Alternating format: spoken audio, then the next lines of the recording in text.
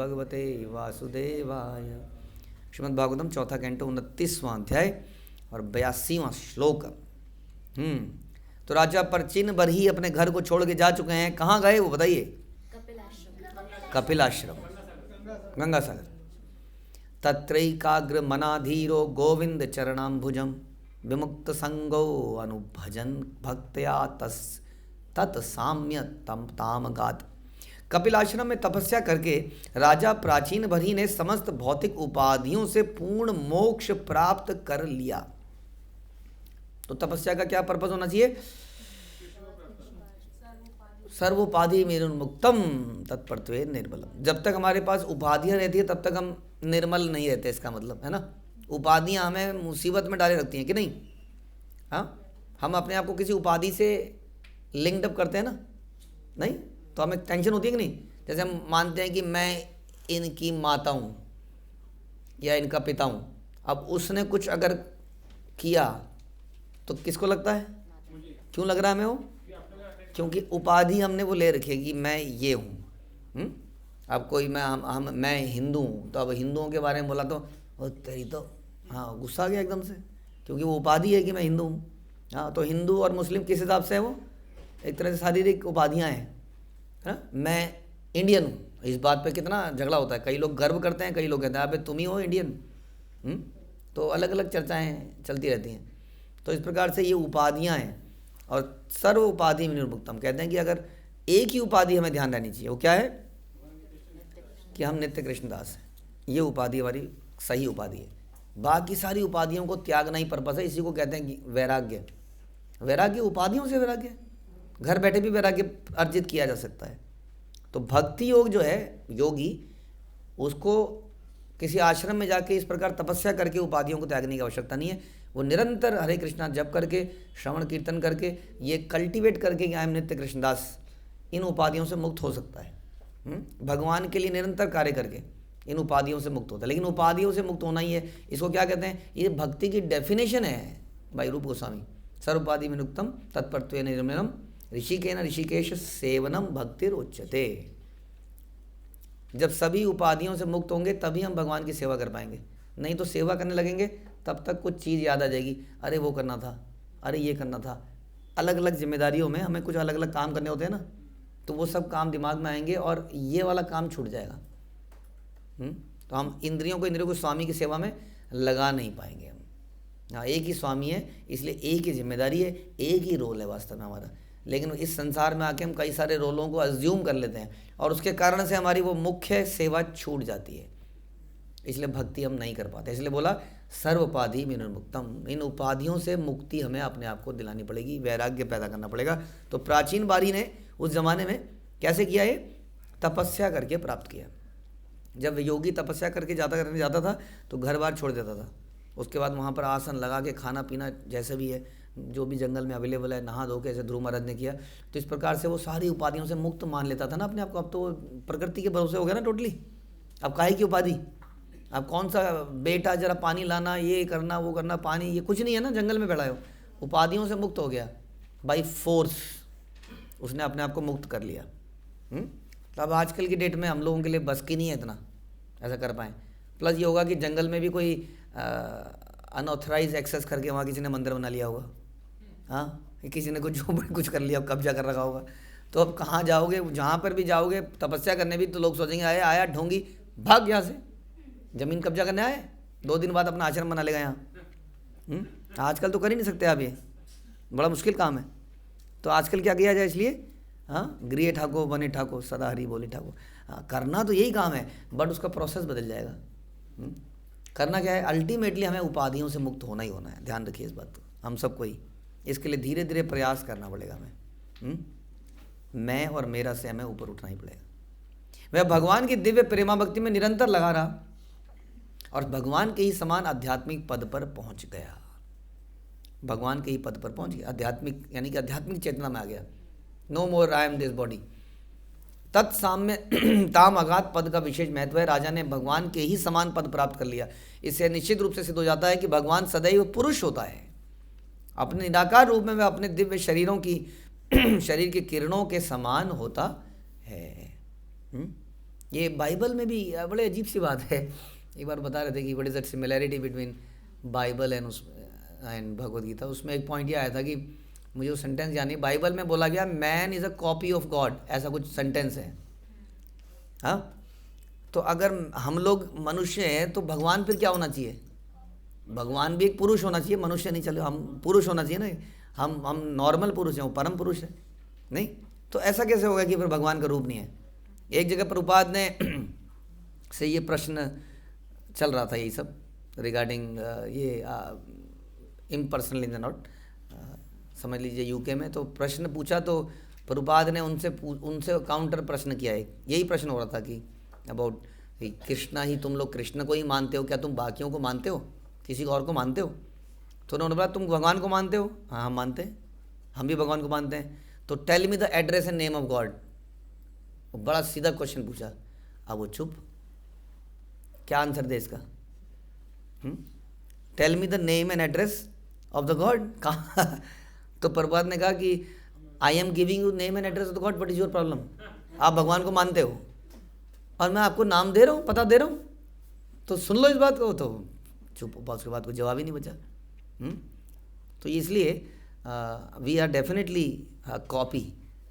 Everything in this संसार के अंदर हर चीज़ कॉपी बनाई गई है उस आध्यात्मिक जगत की। लेकिन इट इज़ लाइक दैट, होता है ना वो मेड इन, ठप्पा मार देते हैं, बना कहीं से और ठप्पा मार दिया गया। डुप्लीकेट चीज़ होती है ना, डुप्लीकेट चीज़ मिलती हैं। तो ये सारे डुप्लीकेट चीज़ें हैं, इसमें ओरिजिनल चीज़ों की क्वालिटी हमें नहीं मिलेगी।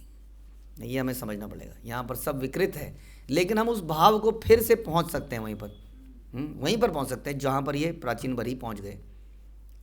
तो ये बता रहे हैं जब जीव आध्यात्मिक सिद्धि प्राप्त कर लेता है तो उसे भी सच्चिदानंद विग्रह जैसा शरीर मिल जाता है। ये भी प्रश्न पूछा गया।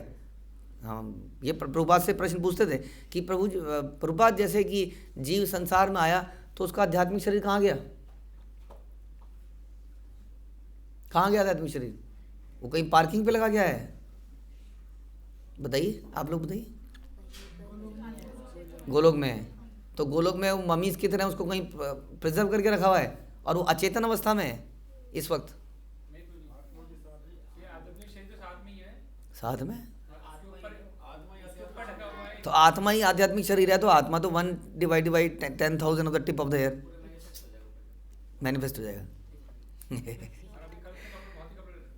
वहाँ पे कोई पार्किंग करके नहीं आए हो आप।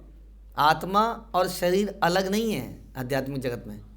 जो आपने शरीर को छोड़ के यहाँ पर आए हो और वहाँ पे जाके उसी शरीर में घुस जाओगे और वो चल पड़ेगा, ऐसा कॉन्सेप्ट नहीं है। कॉन्सेप्ट वही हो आप। हाँ, आवरण, प्रभुपाद ने उनको बोला कि अभी कंबल से ढका हुआ है, उसको ढका हुआ है, वो आवरण है। जैसे ही वो इस आवरण को हटाएगा वो अपने ओरिजिनल स्वरूप को फिर से प्राप्त कर लेगा। वही है स्वरूप को, it will expand, you can say that in what ever जो भी उसका ओरिजिनल स्वरूप रहा होगा। तो इस प्रकार से सच्चिदानंद विग्रह जैसा हम बोल रहे हैं, हमारा भी कैसा है यार? कितना बढ़िया बात है। दुनिया में लोग भगवान को सच्चिदानंद कहते हैं। आपने सोचा कभी हम भी सच्चिदानंद हैं? अभी तो शर्म आती है, लेकिन हैं तो सही। यह आध्यात्मिक शरीर कभी भी भौतिक तत्वों के साथ मिलता ही नहीं है। बताइए, आपने सुना होगा गीता में आत्मा को गीला नहीं कर सकते, आत्मा को जला नहीं सकते। तो इसका मतलब अगर वो अंदर है तो आपके मल से वो गीला हो रहा है? आपके खून से नहीं, आपकी अग्नि से उसमें कुछ इम्पैक्ट पड़ रहा है? नहीं पड़ रहा, कोई इम्पैक्ट नहीं है उसके ऊपर, बता रहे हैं। हाँ, पृथक ही रहता है वो। अन्य शब्दों में जीव किसी भी समय भौतिक स्थिति से मुक्त रहता है। हाँ, थोड़े से छोटे एग्जाम्पल, जैसे कि ऑयल आप पानी में डालते हैं तो पृथक ही बना रहता है, ऑयल की बूंद, इस तरह से। अन्य शब्दों में जीव किसी भी समय भौतिक स्थिति से मुक्त हो सकता है, बशर्ते कि वह वैसा चाहे। वह भौतिक परिवेश माया कहलाता है। कृष्ण के अनुसार ये जो भगवान की शक्ति है, मेरी यह देवी शक्ति अर्थात त्रिगुणमयी माया बड़ी दुस्तर है, परंतु जो भगवान के शरण में आ जाते हैं वो इस माया से तर जाते हैं। जो ही जीव भगवान की दिव्य प्रेमा भक्ति में लग जाता है तुरंत ही समस्त भौतिक स्थितियों से मुक्ति पा लेता है। ये अब भक्ति योग की बात बता रहे हैं, जो हमने बताया कि हम बिना तपस्या प्राप्त करे, तपस्या करे भी बिना तपस्या उठाए अरे गुरु महाराज बोलते थे उसने तपस्या उठाई, तो बिना तपस्या उठाए आप क्या कर सकते हो? आप उस आध्यात्मिक सिद्धि को प्राप्त कर सकते हो। आप सर्वोपाधि विनिर्मुक्तम हो सकते हो। तुरंत ही भौतिक परिस्थितियों मुक्त हो जाता है। स गुणान समतीत्येतान ब्रह्म भूयाय कल्पते। भौतिक स्थिति में जीव भूत पद पर रहता है, किंतु जब वह भगवान की भक्ति करता है तो ब्रह्मभूत पद को प्राप्त हो जाता है।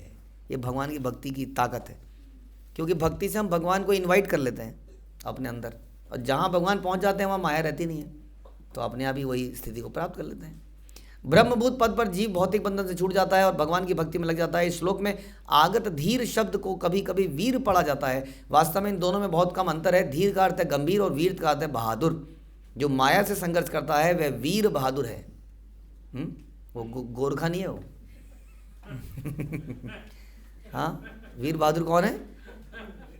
जो माया से संघर्ष करता है और जो अपनी स्थिति को समझने में अत्यंत गंभीर है वह धीर है।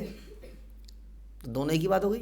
जो गंभीर है वही तो माया से फाइट करेगा, बाकी तो पीछे से हाथ बात मिला लेंगे, छोड़ो क्या है, लड़ने में क्या रखा है, तुम्हारी बात भी मान लेते हैं।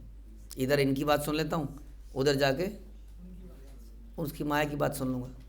अब मैं कहीं सुन रहा था, एक बंदर था, तो एक लकड़ी के चट्टे पे चल के वो नदी में चल रहा था, तो अचानक से वो लकड़ी का फट्टा किसी चट्टान से टकराया और उसके दो हो गए। अब इसका एक पैर इस पे आ गया और एक पैर इस पे आ गया। अब ये किसी तरह बड़ी मुश्किल से उसको बैलेंस करने का प्रयास करता रहा। हाँ, क्या करूँ, अब वो कभी इधर को जाए नदी में और खींचे उसको किसी तरह से, अब ये खींचे, आप समझ रहे हो कैसा होगा, और इधर से ये जाए, तो क्या समस्या क्या है यहाँ पर? एक को छोड़ना पड़ेगा। तो वही कई बार भक्तों के साथ हो जाता है।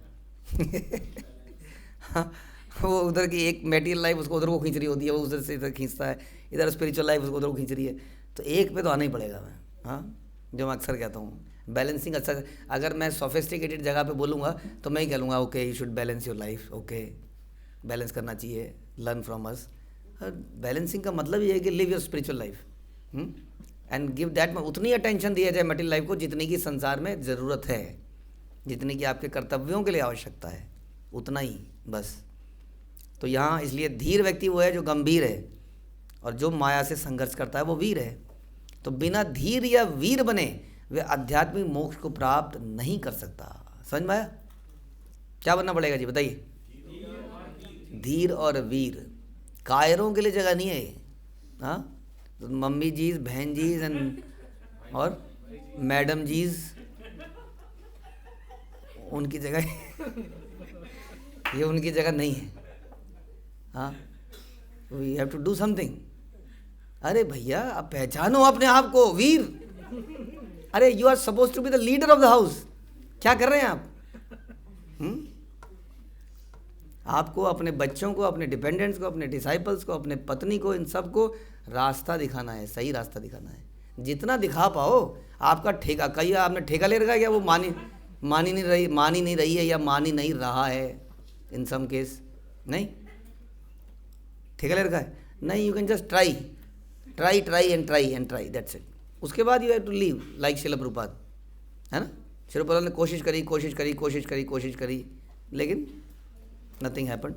सो वो आगे चले गए। तो दिस इज़ वेरी इंपॉर्टेंट कि वीर बनना पड़ेगा। कोई वीर मतलब तलवार थोड़ी चलानी है यहाँ पर, ना टीपू सुल्तान की तलवार नहीं ना। वीर मतलब वो नहीं है। वीर मतलब courageous, determined, I must do it. रास्ते में कुछ भी आए हम करेंगे। वीर तुम बढ़े चलो आगे, धीर तुम बढ़े चलो, यही तो बोला, वीर एंड धीर। वीर तुम बढ़े चलो, धीर तुम। धीर क्यों? क्योंकि उत्साह, निश्चयात, धैर्यात, फिर वही आ गया। क्योंकि जब आप वीरता दिखाओगे तो कभी कभी धैर्य भी दिखाना पड़ेगा। इसका मतलब ये नहीं है गए पत्नी को आज से तुम्हारी नहीं सुनूंगा, अरे गड़बड़ हो जाएगी बहुत बड़ी। ऐसा वीर नहीं, साथ में धीर, धीरे धीरे, ऐसे नहीं। ऐसे करोगे तो बिल्कुल गड़बड़ हो जाएगी। ये वाइस वर्सा भी लागू है। ऑल्दो पत्नी भी बहुत आजकल रानी की, झांसी की रानी बन जाती है। ऐसा नहीं, धीरे धीरे वीर बनना है, धीरे धीरे वीर बनना है। लेकिन वीर बनना ही पड़ेगा अल्टीमेट। मतलब कि यही है कि करना तो है ही, उसके लिए तलवार चलाने की ज़रूरत नहीं है। क्या है वो? जहाँ काम आए सुई, क्या करे तलवार। पहला क्या है? जो भी था ना। तो एनीवे जो भी था, मतलब कि कहीं पर आपको सुई की ज़रूरत होगी, वहाँ तलवार चलाने की ज़रूरत नहीं है। तो धीर इसी को कहते हैं। और जो खाली वीर होगा क्या होगा, वो हर जगह तलवार चलाएगा और थोड़ी देर में कट पिट के साइड हो जाएगा, सब काट देंगे उसको घर वाले। तो ही हैज़ टू बी वीर एंड धीर बोथ। हरे कृष्ण। श्रील प्रभुपाद की जय। ग्रंथराज श्रीमद् भागवतम की जय।